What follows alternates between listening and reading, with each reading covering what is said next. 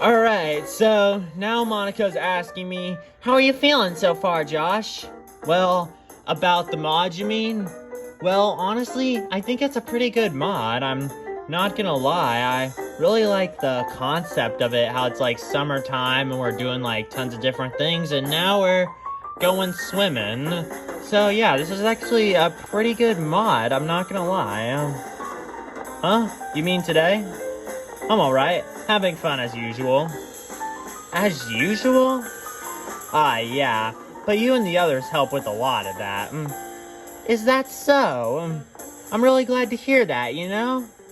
That's actually why I wanted to talk to you. See, the others seem to enjoy your company as well. Therefore, I was thinking of asking you something. Is she trying to get me to do something? I'm used to girls asking me to do stuff for free, but I never actually got anything out of it.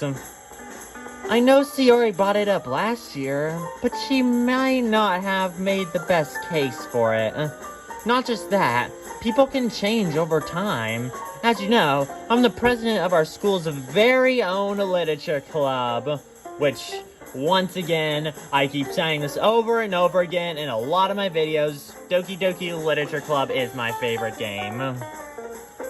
The name is descriptive,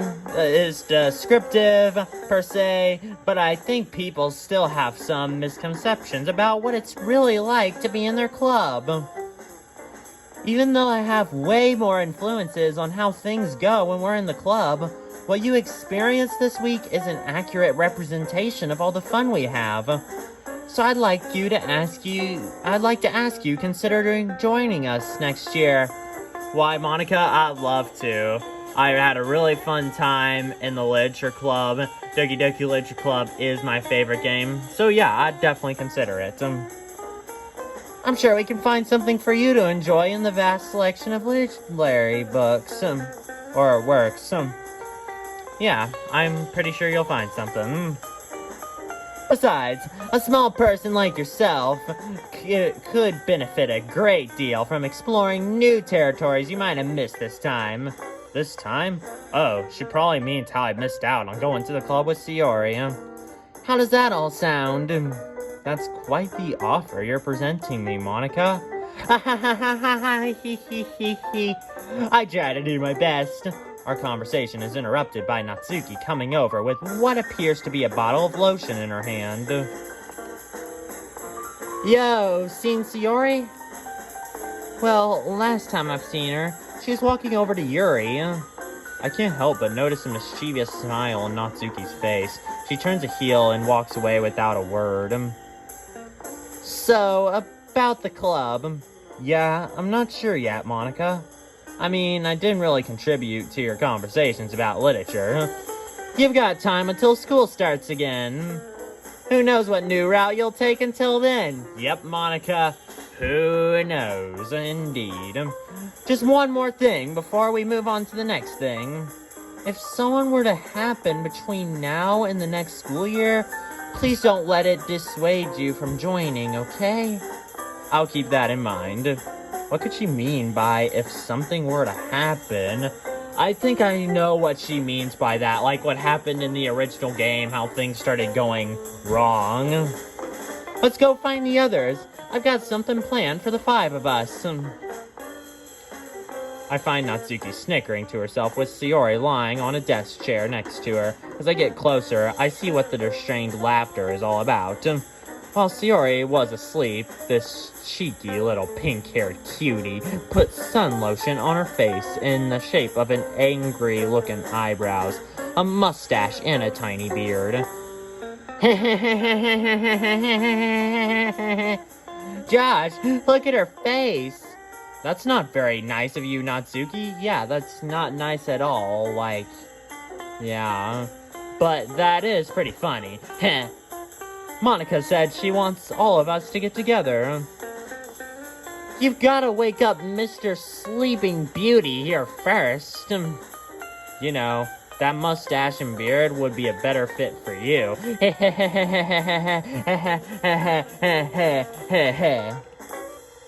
Hey, I'm not a boy, you dummy. Well, neither is Sayori, Natsuki.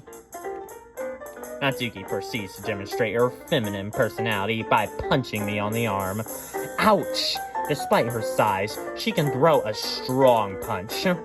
During the commotion, Yuri started walking up and gave us a puzzled look. Why are you arguing? Oh boy, Natsuki put that on. We were just trying to figure out what changed about you. Did you get a new haircut? No? Maybe you started working out and built some muscle. No? I don't know, but something's different about you. Don't you agree, Josh? Natsuki noticeably imitates rubbing a beard and twirling a mustache to give increasingly stronger hints. What are you on about, Natsuki? Sir, I need you to calm down. What? Josh, what's going on? Did I turn into a boy while I was asleep? No, actually, Sayori, Natsuki painted that on you, which was pretty rude of you, Natsuki. I am not going to lie.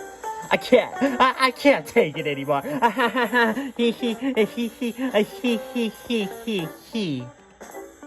There's something on your face, Sayori. Eh? She puts the palms of her hands on her face and immediately removes them, as if she feels like her hands are getting creamy. Well, what is this? Is this lotion? Yeah, what other white stuff could it be? A mix of an upset frown and a confused look appears on her face as she looks at me for a moment. I don't know, but I don't want this cold stuff on my face. Just put it on your arms. It's not bad for your skin. Ew! She scrapes off the little lines of lotion and spreads it on her slightly curvy arms. Come on, ladies. Monica said she wants us all to meet up. Okay, let's go. Looks like Sayori is back to normal. We go back to where I started off my quest of looking for the girls. Monica is all ready and waiting for us. Okay, everyone, I've got something special for today. It's been more than 7 months since we started our club. We had our ups and downs. Wallace. But we managed to stick together and even grow. What do you say if we take a picture together?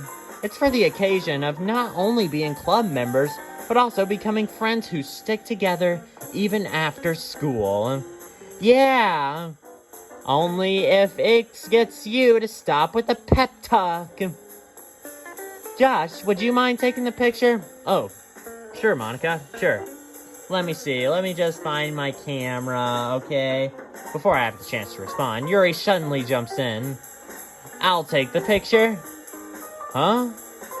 I don't want to be in the picture. But why? Is there something wrong? I just don't feel like it. Monica lets out a disappointed sigh before speaking again. If you insist. We take several pictures together. However, Yuri's serious expression doesn't even flinch. She's looking at the phone screen more than us. Maybe photography is one of her other hobbies that she takes seriously. After our little photo shoot, Monica invites us to get some drinks from the snack bar they have near the pool. We get a few drinks and snacks and sit down on some desk chairs in the shadows. Yuri is sitting a bit farther from us and is reading a book with a dark cover. I walk over to her, hoping she won't mind if I interrupt her reading session. Hey Yuri, sorry to bother you while reading. Do you have a moment? I can have another moment for you, Josh. Yeah, I just wanted to ask. Did you forget to bring your swimwear? No. ... She looks at me intently with an expression I haven't seen on her face before. Anyway, what are you reading there, Yuri? I doubt it is any of your taste. You never know. Why don't you give me a short summary so I can make up my mind? I think you've already made up your mind. What could she mean by that? I'm confused. Yeah. Yuri, why are you so angry? I want to know. Very well. I'll tell you all you need to know. It's about a young girl who's in a consistent... internal struggle because of the wounds of her past. Whoa, the music's getting out of tune. Wounds that leave scars not visible to the naked eye and untreatable with common remedies. Like the wounded animal she is, avoiding the heat bottle is a matter of survival, of life and death. Over the years, she develops an instinct to stay a safe distance from all the predators, whether they be of her kind or not. However, she was living on borrowed time. Fate had other plans for her. On one fateful day, she got into a scuffle with another she perceived to be of her own kind. They growled at each other, but with curiosity in their tone instead of threats of violence. Is there gonna be horror in this mod? They played and the girl's wounds started to open up. Then she thought to herself, maybe it's worth it that if, in the end, she finds her hurting partner who will protect her while the wounds fully heal and only the scars remain as a reminder of the past. Her past of uncertainty and eventual tragedy. Her past of losing the one who was most important to her. The one she looked up to the most. The leader of their pack. Maybe this is finally it. And she found that most desired soon-to-be leader and protector she needed so much. Maybe she doesn't need to flee into her other realities to escape her grief anymore. Maybe she will be understood and loved. Maybe. Or maybe not. Foolishly, she let her guard down, and life spat in her face. She became a plaything to be toyed with. To be discarded and moved on from. She lies there with open wounds, with an open heart filled with regret, with the lies of hope she let herself believe. Wounded again, hurting again. The wounds are visible now. The girl isn't an animal. The story is over. And I am done. I have to go now. Wait, is that a tear? Is she crying? An old pastime of mine needs my attention, and I am itching for it too. Farewell, Josh. Farewell, Yuri. Are you okay? What's happening? I am speechless. I feel the same way as my virtual self. I don't understand the meaning of the story she told me about, but it was glaringly obvious that it hits close to home for her. A vague sense of guilt creeps onto my mind, like there was something I could have done differently. My thoughts are interrupted by someone walking up to me. Josh, what happened? You didn't say anything nasty to Yuri, right? Huh? No. I was just asking her about the book she's reading, and then she... As I'm looking for the right way to put it, she watches me with an understanding look in her eyes. After a long sigh, she breaks the silence. I've known her for some time now. Sometimes she needs space. I'll talk with her later, okay? It's probably better not to ruin Natsuki's mood as well. There will be plenty of time during the summer to mull over my mistakes. All right. Want to come with me? You could give me a hand with something. Sure thing. On the way to the locker rooms, I'm thinking, even dreading of what she's going to say to me. Does she want to say something? Maybe I'm too paranoid about after Yuri said. Or even how she said it. Honestly, I would have preferred a straightforward slap to the face and being told I was stupid for... I don't even know, but I feel obligated to say sorry for getting her into such a condition. Maybe I could... Hello? Don't fall asleep while waiting for me, okay? Didn't you say you needed a hand with something? I want to change into my regular clothes first, dummy. How was I supposed to know that? Just give me a few minutes, okay? While I wait for Natsuki, I clear my thoughts. Besides, what could she possibly need help with? Before I can contemplate any specific reasons, I heard her call out to me from inside the room. She wants me to go into the locker room?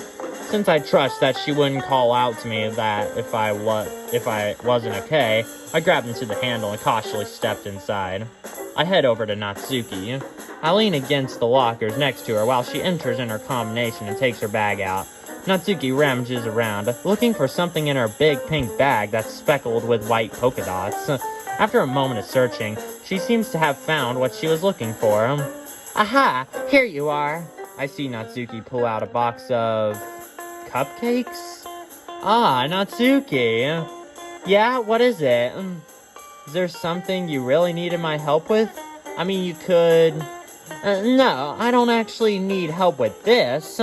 She sets a box of cupcakes down on the bench next to us.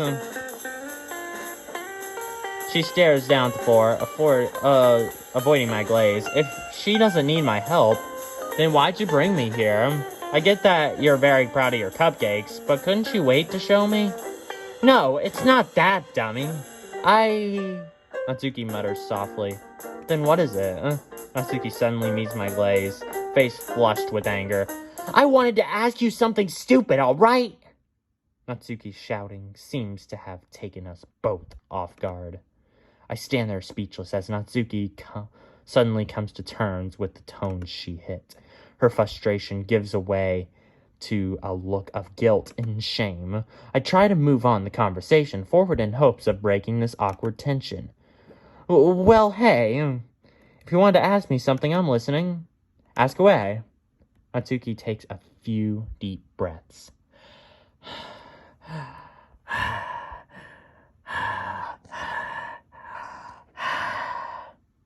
Okay, we got the deep breaths in.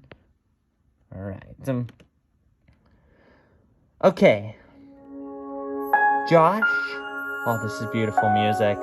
Let's take a moment of silence for it.